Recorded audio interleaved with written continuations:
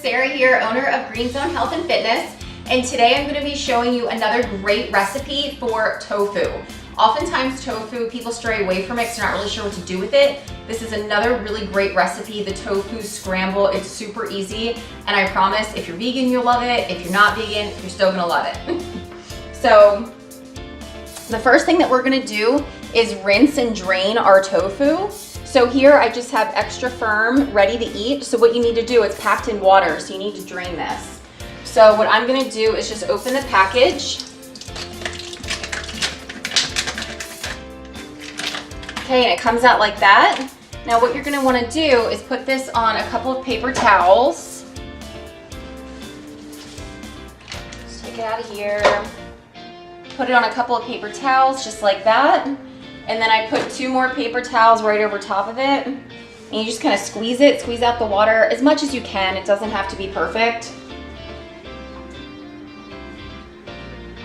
All right, now that you have it, the water mostly drained, we're gonna use half of this for our recipe today and save the other half. You can just put this back in a Tupperware container.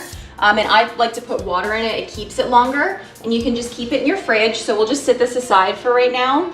So we're just gonna put this tofu in the bowl, just like that. Now what we're gonna do is we're gonna add nutritional yeast to it. So nutritional yeast, this is a great thing to flavor your food with. It gives it a cheesy flavor, and it has 2 grams of protein per tablespoon. So it's a really great source of protein. You'll also notice on here that it's vegetarian, it's gluten-free, salt-free, sugar-free. So really good. We get this at Sprouts. You can also get it at Whole Foods. So I'm just gonna put, I have 2 tablespoons right here. So I'm just gonna put that into the bowl with the tofu, and we'll save the other spices for later, okay? And then I'm also going to add, this is a 1/4 cup of unsweetened coconut milk. You can use any nut milk that you would like. So I'm just gonna mix that together. I'm gonna set this aside. So then we're just gonna mash this together with a fork.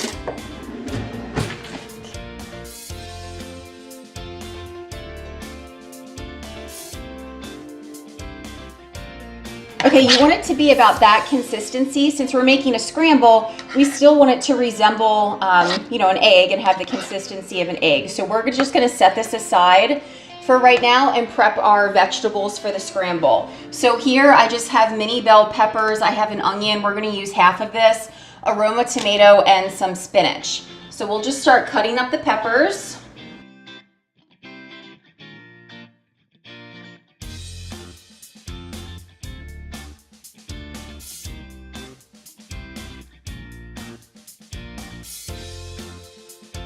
Okay, now that you have everything chopped and ready to go, we are gonna start our scramble.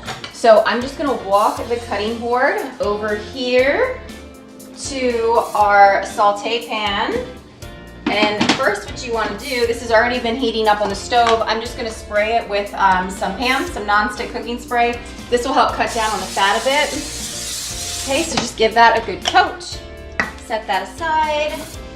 And then you're just gonna put the peppers and the onions in. We're gonna save the tomato for a little bit later.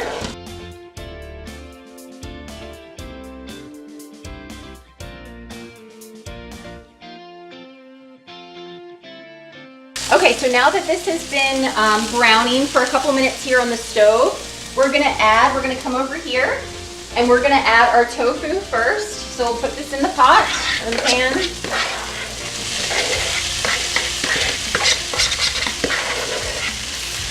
All right, and then I'm just gonna grab the tomato and our spices.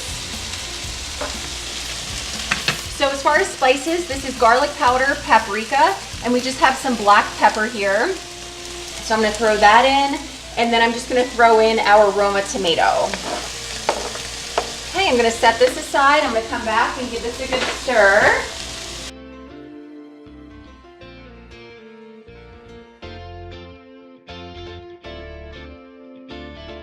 So after you have all this mixed together, what we're gonna do, the final thing that we're gonna add is the spinach.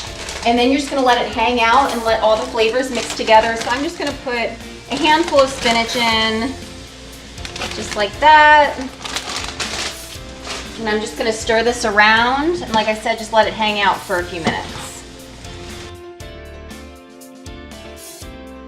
All right, now that everything has had some time to mix together, it's done, it's ready to serve. So I'm just gonna make some toast, and then I'll show you guys the final product. All right, so this is your final product. So we just put some toast on the plate with some mashed raspberries. Another quick tip is to use mashed real fruit on your toast. That'll save you some sugar and some calories as opposed to using like jellies or jams or things like that. You could also do some diced sweet potatoes, would be really good. So I hope you guys like this video. Let us know how you like the recipe, and to catch more of our content, be sure to like and subscribe. Thanks.